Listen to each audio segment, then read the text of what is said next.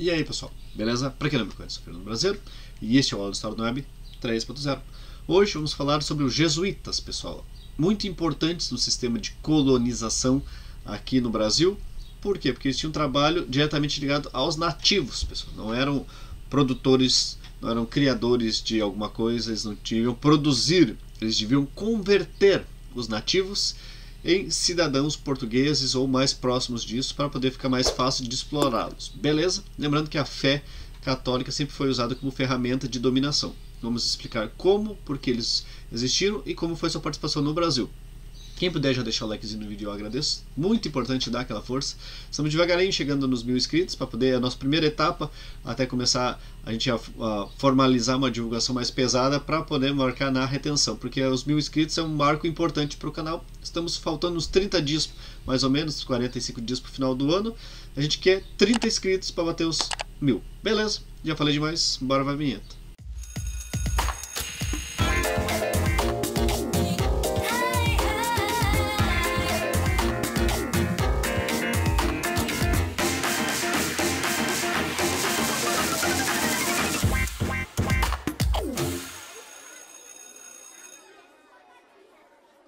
Primeiro, como e por que surgiu os jesuítas? Bom, foi em 1534. Percebam que o Brasil já estava sendo explorado, já tinham descoberto o Brasil, já tinha passado aquele período pré-colonial. Após isso, 1534 depois, já existiam as capitanias hereditárias e tudo mais, daí chegaram a figura dos jesuítas.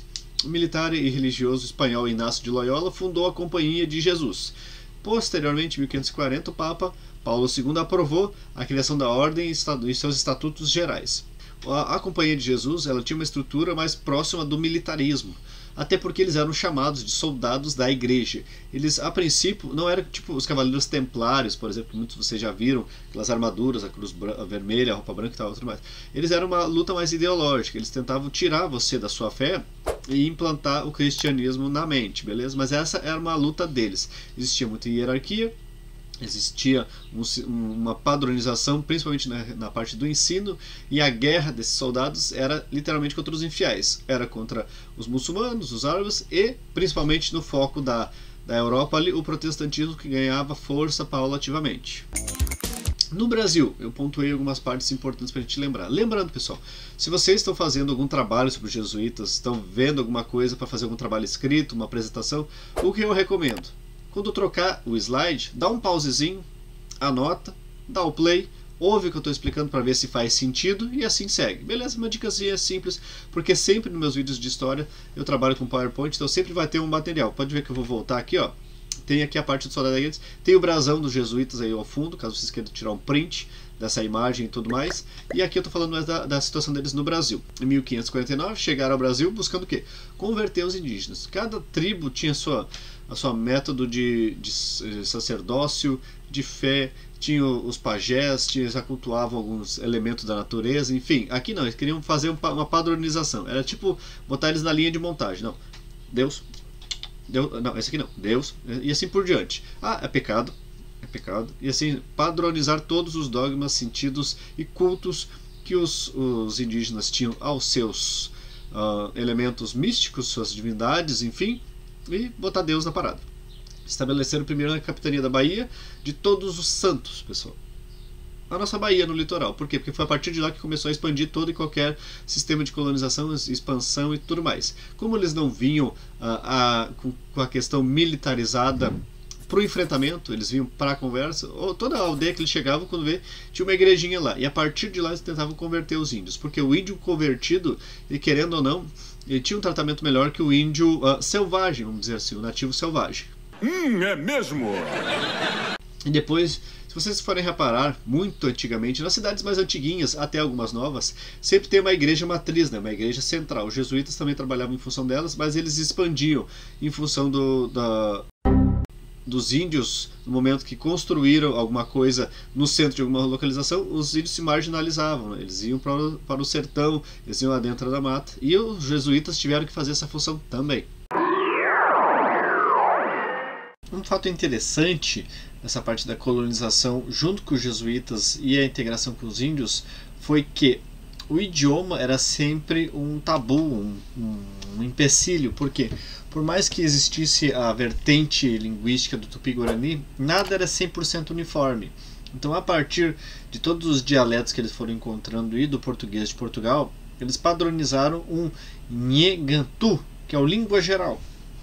Pegaram um apunhado de várias línguas genéricas, vamos dizer assim, e tentaram padronizar no sentido de normatizar, de um jeito de estruturar uma língua única, entendível em qualquer lugar. Que bom!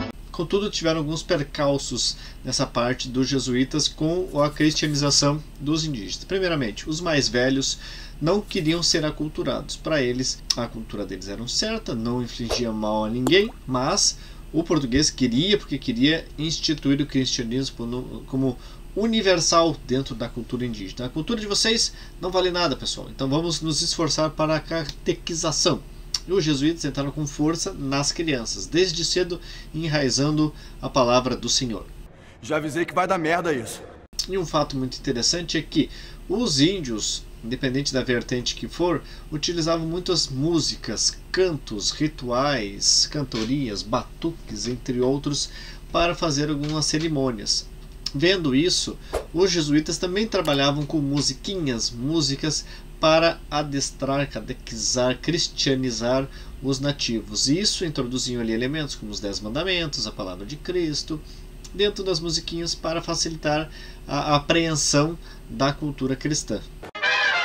Outro ponto muito marcante dos jesuítas dentro do território nacional foram as missões. O que eram as missões, pessoal? Não sei. Era um local onde os jesuítas deveriam reunir os índios para melhor aculturá-los e protegê-los da escravização. Por quê? Idealizado por Manuel de Nóbrega, as missões tinham por missão o quê? Continuar o processo de catequização dos índios, mantê-los sob uma constante vigilância e trabalhar com eles a cultura de uma agricultura de subsistência e até uma produção de excedentes, para que assim possam viver, trabalhar com o artesanato e, acima de tudo, manter a fé cristã dentro de um padrão, mantendo o trabalho, mantendo dogmas, mantendo, enfim, um local seguro, um refúgio para eles. Mas, claro, as missões constantemente eram atacadas e os indígenas eram levados para a escravização. Que merda, hein? Tem aqui um antes e depois aqui só para mostrar como é que foi a aculturação dos índios, pessoal. Antigamente, os índios eram seminômades. O que isso quer dizer? Eles faziam a tribo deles num determinado local, exploravam rio, uma agricultura de subsistência e tudo mais. Eles também tinham o costume da poligamia, ou seja, vários parceiros, várias parceiras. Antropofagia, para quem não sabe, eram rituais canibais.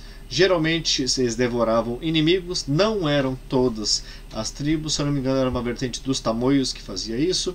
Vida saudável. O que é essa vida saudável? É a vida com a natureza, exercícios físicos, natação, banhos, higiene, a inexistência de diversas, e quando eu digo diversas, são diversas doenças, pessoal. Depois da chegada dos portugueses, bom, daí começou o progresso nem sempre é bom. Os índios se tornaram agricultores, eles deveriam produzir de preferência com excedente, porque o excedente é vendido, foi inserido nessa cultura que eles não tinham, eles produziam para sobreviver, agora não, eles produziam para sobreviver e sobrar para poder comercializar. Se tornaram sedentários. O que é os sedentários? Eles pararam de se locomover, eles deveriam ficar fixos e daquela terra tirar o seu sustento. Uma rígida disciplina e dogmas cristãos substituíram a poligamia, ou seja, é papai e mamãe, é um só, não pode comer o coleguinha, não pode comer o inimiguinho, beleza? E também as doenças, pessoal. O pessoal que veio da Europa e da África trouxe toneladas de doenças que nossos índios não tinham. Eles viviam bem com a natureza, eles estavam em um estado de natureza praticamente, eles aproveitavam tudo que ela oferecia, não precisavam agredi-la para ter condições melhores. Bom, a chegada dos portugueses e o progresso não ajudou muito, não. Outra coisa que os jesuítas aprenderam com os índios a manipular e conheceram tudo que eles poderiam são as famosas drogas do sertão. Quando a gente fala em drogas, vocês já pensam maconha, cocaína? Não, essas coisas não. Mas eram drogas, chás, ervas, produtos que derivavam de bebidas, grãos, enfim, coisas que os portugueses, alguns chamavam até de especiarias, do Nordeste, enfim, coisas que os portugueses e os europeus não tinham contato, não tinham conhecimento, e os indígenas sim, sabiam para que serviam e como manipular. Tratavam diversas doenças com, por exemplo, com guaraná, com pó de castanha, saladas, ervas medicinais, machucados, alívio de dor, enfim, eles faziam pomadas, faziam aquelas ervas, tampavam, eu não sei os nomes certos, enxertos, emplastros, enfim, as ervas, a natureza em si cuidava do homem, não era só produtos químicos.